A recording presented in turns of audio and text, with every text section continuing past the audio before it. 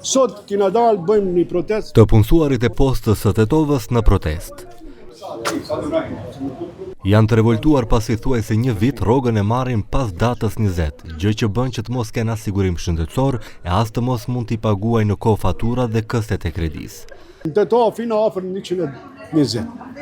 Edhe në kitë 120? Jo vetëm 120, ne jena këtë Maqedoninë afër 1700 punëtor, po kjo nuk o vetëm Tetovë, kjo në krejt Maqedoni. Do konsultona, do vazhdojmë njerëz sa të marrëm rrogë. Se edhe ne përgjithmonë duhet ta zgjedhim problemin e rrogave, se u bë afër një vjet të gjithë çdo herë rrogat vonohen me 15 ditë.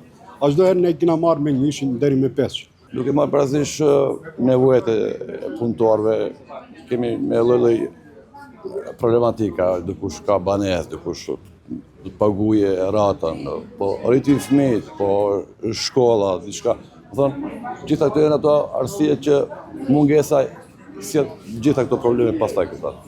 Dhe kjo është një ndër arsyet e protestës sotshme.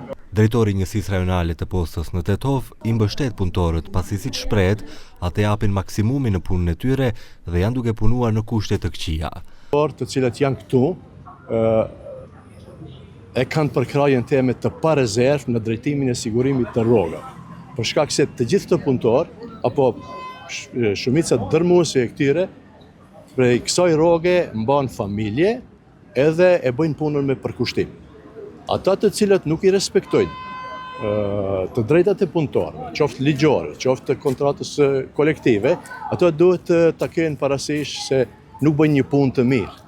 Unë besoj dhe shpresoj se kjo protest do të jep rezultate për vetëdijsimin apo për përmirësimin e kushteve edhe në aspektin e rrogës, edhe në aspektin e përgjithshëm të funksionimit poshtës. Sipas të punësuarve, nëse gjendja nuk përmirësohet, do të vazhdojnë të protestojnë edhe gjatë ditëve në vazhdim.